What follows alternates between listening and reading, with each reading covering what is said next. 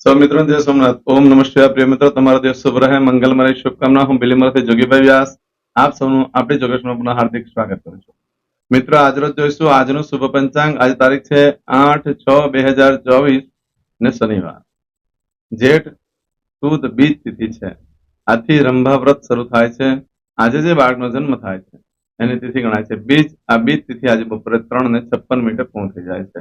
અને ત્યાર પછી જે બાળકનો જન્મ થાય એની ત્રીજ તિથિ ગણાશે. આજે જે બાળકનો જન્મ થાય છે એનું નક્ષત્ર ગણાય છે આદ્રા. આદ્રા નક્ષત્રમાં જેનો જન્મ હોય તેની ચોક્કસ પ્રમાણે પૂજા વિધિ કરી લેવી. આ આદ્રા નક્ષત્રમાં ભગવાન શંકરની પૂજા કરવાનું બહુ જ મહત્વ છે. તો ચોક્કસ ભગવાન શિવની ઉપાસના આરાધના કરવા આજે જજો. આજે સાંજે 7:43 સુધી આદ્રા નક્ષત્ર રહેશે. આ આદ્રા નક્ષત્રમાં ભગવાન શંકરના દર્શન માત્ર પણ ઘણું શુભ ફળ પ્રાપ્ત કરાવશે. આજે સાંજે 7:43 પછી જે બાળકનો જન્મ થાય એનું પુનર્વસુ નક્ષત્ર ગણાશે. આ પુનર્વસુ નક્ષત્ર ઘણું શુભ છે. આજે જે બાળકનો જન્મ થાય છે એનો યોગ ગણાય છે ગંડ. આ ગંડ યોગ આજે સાંજે 6:27 પૂર્ણ થઈ જાય છે. અને સાંજે 6:27 પછી જે બાળકનો જન્મ થાય એનો વૃદ્ધિ યોગ ગણાશે. આજે જે બાળકનો જન્મ થાય છે એનું કરણ ગણાય છે કૌલવ. કૌલવ કરણ આજે સાંજે 3:56 પૂર્ણ થઈ જાય. અને ત્યાર પછી જે બાળકનો જન્મ થાય એનું તેજીલ કરણ ગણાશે. આજે જે બાળકનો જન્મ થાય છે એની રાશિ ગણાય છે મિથુન. મિથુન રાશિ અંદર અક્ષર આવે છે કચ્છગ. મિથુન રાશિનો સ્વામી બુદ્ધ છે. આ મિથુન રાશિ આજે આખા દિવસમાં કોઈ પણ બાળકનો જન્મ હોય બધાની મિથુન રાશિ ગણાશે. આ મિથુન રાશિ 9 તારીખે બપોરે 2:07 પૂર્ણ થાય છે. એટલે ત્યાં સુધી જે બાળકોનો જન્મ થશે બધાની રાશિ મિથુન ગણાશે. આ રાશિ તિથિ નક્ષત્ર યોગ અને કરણમાં જેનો જન્મ હોય તેની ચોક્કસ પ્રમાણે પૂજા વિધિ કરી લેવી જોઈએ, જેથી કરીને જીવનમાં સરળતા રહે. આજે જે કોઈ મારા સબસ્ક્રાઇબ મિત્રની વર્ષગાંઠ છે યા મેરેજ એનિવર્સરી છે યા મારા પરિવારના સદસ્યની કોઈની મેરેજ એનિવર્સરી હોય યા વર્ષગાંઠ હોય, એ બધાને મારી ઘણી ઘણી શુભકામના. તમારા જીવનમાં ખૂબ પ્રગતિને થાય. ભગવાન શંકર તમારી બધી મનોકામના પૂર્ણ કરે. આજે સવારમાં ઉઠી આજનું શુકન કરી લો. શુકન કરી લીધું હશે તો કાર્યમાં સિદ્ધિ મળશે અને આખું વર્ષ સુંદરથી વ્યતીત થશે. આજે જે કોઈ મારા સબસ્ક્રાઇબ મિત્ર પોતે યા એમના કોઈ પરિવારમાંથી કોઈ સદસ્ય ઇન્ટરવ્યુ આપવા માટે જઈ રહ્યું છે, કોઈ નોકરા ધંધા માટે જઈ રહ્યું છે, કોઈ પરીક્ષા આપવા જઈ રહ્યું છે, કોઈ રમત ગમતમાં ભાગ લેવા જઈ રહ્યું છે, કોઈ યાત્રા પ્રવાસ માટે જઈ રહ્યું છે, કોઈ જાન લઈને જઈ રહ્યું છે, કોઈ વિદેશ જઈ રહ્યું છે. આજે કોઈનું ઓપરેશન હોઈ શકે, કોઈની ડિલિવરી હોઈ શકે, કોઈની સગાઈ પણ હોઈ શકે, આજે કોઈની છઠ્ઠીની પૂજા પણ હોઈ શકે. આ બધા જ કાર્યક્ષેત્રમાં ભગવાન તમને દિવ્ય સફળતા પ્રાપ્ત કરાવી સોમનાથ દાદાને પ્રાર્થના કરું છું. આજના દિવસે તમે કોઈ પણ કાર્ય કરવા માટે જાઓ છો તો આજનું શુકન કરીને જશો તો કાર્યમાં સારી સફળતા પ્રાપ્ત થશે. આજના દિવસે તમે ઘરેથી નીકળો છો તો ઘરમાં જે વડીલ વૃદ્ધ વ્યક્તિ હોય એને વંદન કરીને જજો તો કાર્યમાં સારી સફળતા મળશે. દેવસ્થાનમાં પગે લાગીને જજો. ભગવાનને કહેવાનું મારા કાર્યમાં મારી સાથે રહેજો. તેમજ આજના દિવસે ભિક્ષુકને અન્નદાન કરવું જોઈએ યા કોઈ પણ પ્રકારની દવાની જરૂરિયાત હોય એવા કોઈ ગરીબ વ્યક્તિને મદદ કરવી જોઈએ. એનાથી શનિદેવ પ્રસન્ન થાય. શનિદેવની પરમ કૃપા પ્રાપ્ત થતી હોય છે અને જેની પર શનિદેવની પ્રસન્નતા પ્રાપ્ત થાય એની પર લક્ષ્મીનો પણ વર્ષા થતી હોય છે. આજના દિવસે આખા દિવસમાં કોઈ પણ કાર્ય કરવા માટે એક ચોક્કસ શુભ સમય છે.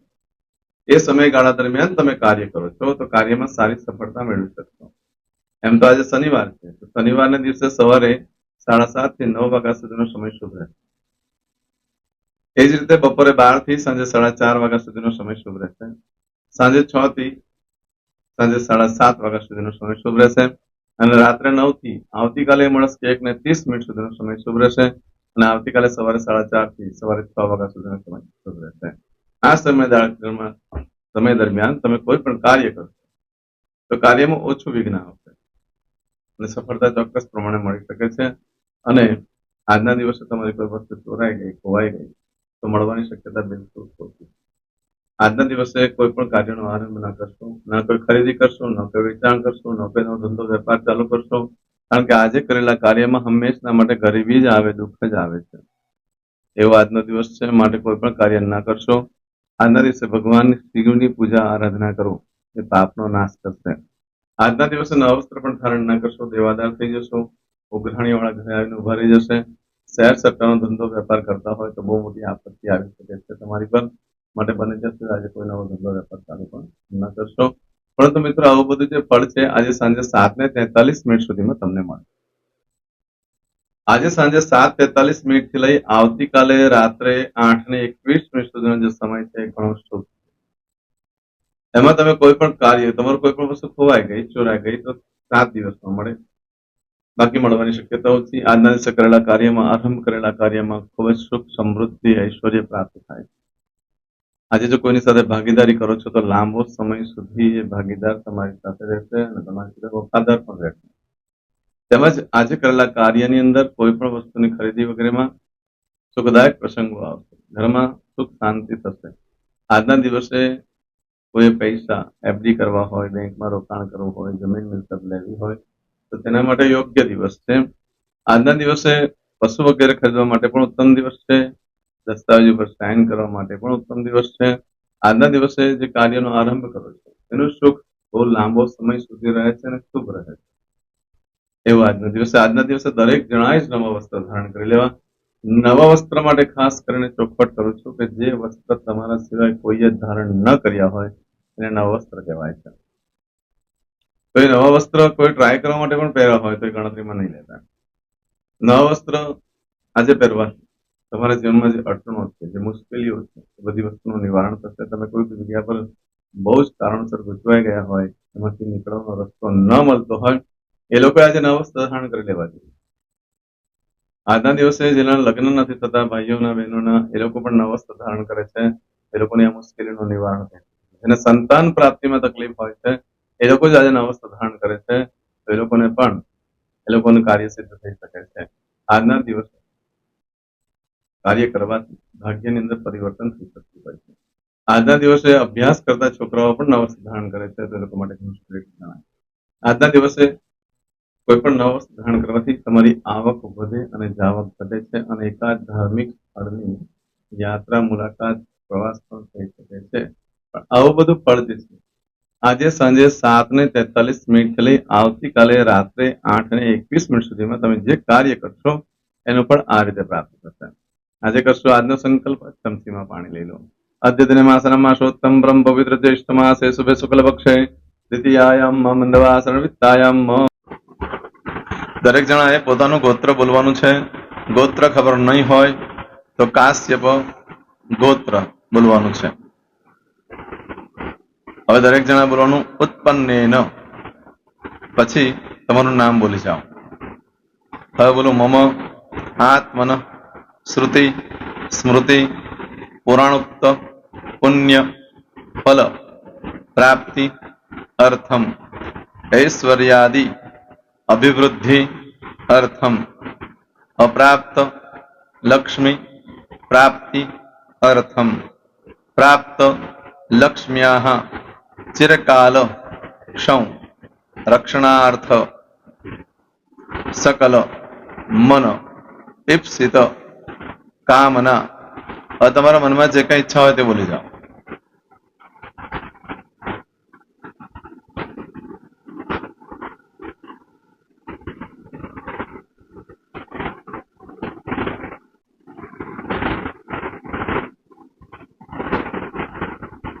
બોલો અનુસાર્થ સમ સિદ્ધિ અર્થમ લોકે સભાયામ રાજદ્વારે વ્યાપારે વિદ્યા અભ્યાસે સર્વત્ર યશ વિજય લાભાદિ પ્રાપ્તિ અર્થમ ઇહ જન્મની જન્માંતરે વા સકલ દુરિત ઉપશમનાર્થમ ચતુર્વિધ પુરુષાર્થ સિદ્ધિ અર્થમ ત્રિવિધ તાપ ઉપશમનાર્થમ તથા ચ મમ જન્મ સમય ઉદિત નક્ષત્ર યોગ કરણ રાશિ તિથિ વાર દેવતા દ્વારા અશુભ ફલ દોષ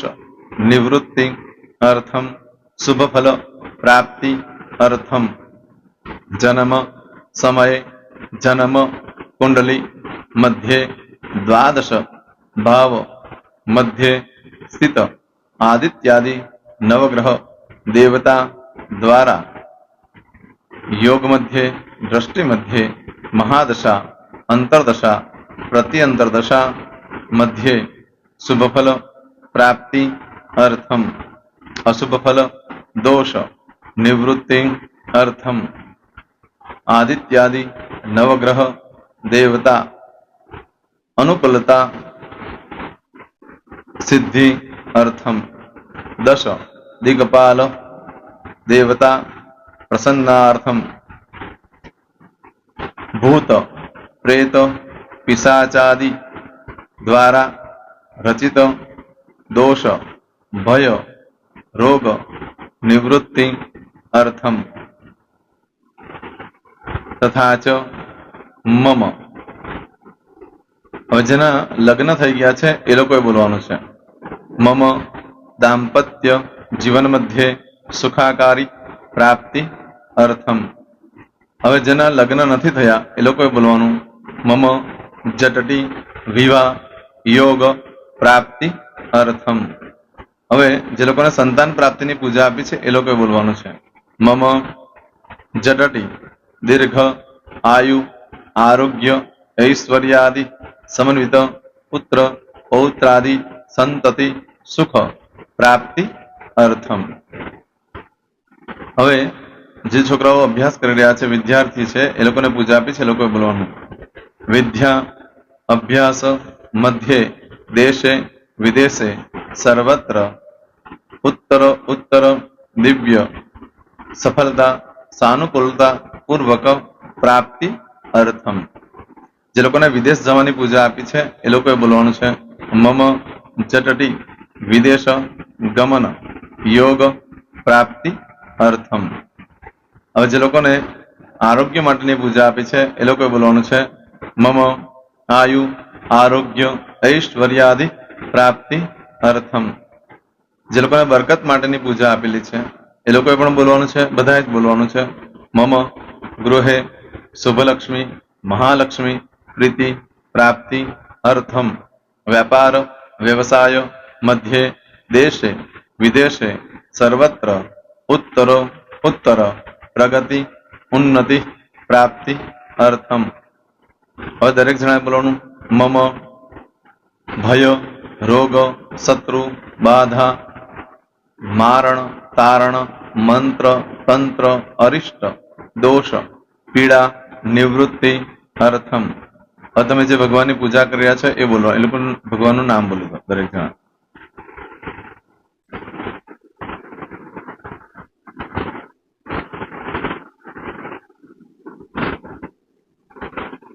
બોલો દેવતાનામ પૂજન અર્ચન અહમ કરીશ્યે. પાણી મૂકી દેવાનું છે.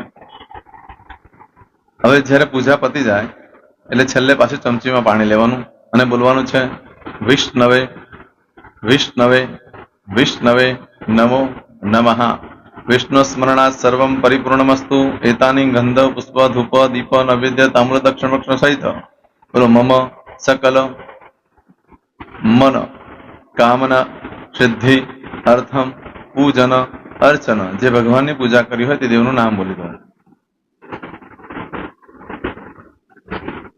બોલો દેવતાનામ ચરણ કમલે અર્પણમસ્તુ. પાણી મૂકી દો. ફરી પાછું પાણી લેવાનું. પૂજન અર્ચન તત્સત બ્રહ્માર્પણમસ્તુ. નીચે જમીન પર પાણી મૂકી દો. એમાં આંગળી કસી કપડામાં તિલક કરી દો. બે હાથ જોડી ભગવાનને વંદન કરવાના. કહેવાનું કે હે પ્રભુ, મારાથી મારા પૂર્વજોથી મારા પરિવારજનોથી ગયા જન્મમાં આ જન્મમાં જે કાંઈ પાપ કર્મ થયા છે એ બધા પાપ કર્મથી અમને મુક્ત કરો. અમે તમારા બાળક છીએ. હે પ્રભુ, અમે તમારો ખૂબ આભાર માનીએ. આજે અમારી પાસે તમારી પૂજા કરાવી. આ પૂજામાં જાણતા અજાણતા કંઈક ક્ષતિ થઈ હોય તો અમને બ્રાહ્મણોને ક્ષમા કરજો. નમસ્કારાન સમર્પયામિ. આહ્વાનમ ન જાનામિ ન જાનતો પૂજાક્ષર મંત્રહેમ ક્રિયાન ભક્તિમ સરસ્વય કંગતમ પાપમ ગોદાત્રમ ચાગ્ન સંધિ પુણ્ય દર્શના ધન્ય હો દર્શનાર્થમ. હવે ઉભા થઈ જવાનું. શ્રીનારાયણ ભગવાનને પાણી ચડાવી દેવાનું. તમારો દિવસ શુભ રહે. તમે અને તમારો પરિવાર સુખી રહે, સંપન્ન રહે, સુરક્ષિત રહે એ ભગવાન સોમનાથ દાદાને પ્રાર્થના. તો મિત્રો, તમે મારા વિડીયોને લાઈક ના આપી હોય તો સૌથી પહેલા લાઈક આપી દો. અને ત્યાર પછી જો તમે મારી આ ચેનલ સબસ્ક્રાઇબ ન કરી હોય તો સૌથી પહેલા સબસ્ક્રાઇબ કરી લો અને બેલ આઇકોન ઓલ પર ક્લિક કરવાનું ભૂલશો નહીં, જેથી કરીને સૌથી પહેલા નવી વિડીયો જે કંઈ મૂકું એ તમને મળે. મિત્રો, કંઈ પણ મૂંઝવણ હોય તો મને આ નંબર પર તમે ફોન કરીને પૂછી શકો છો. મારો મોબાઈલ નંબર છે 9825546459. મિત્રો, કોમેન્ટ્સમાં જય સોમનાથ લખવાનું ભૂલશો નહીં. ફરી પાછા નવા વિડીયો સાથે મળીએ. ત્યાં સુધી સૌને જય સોમનાથ.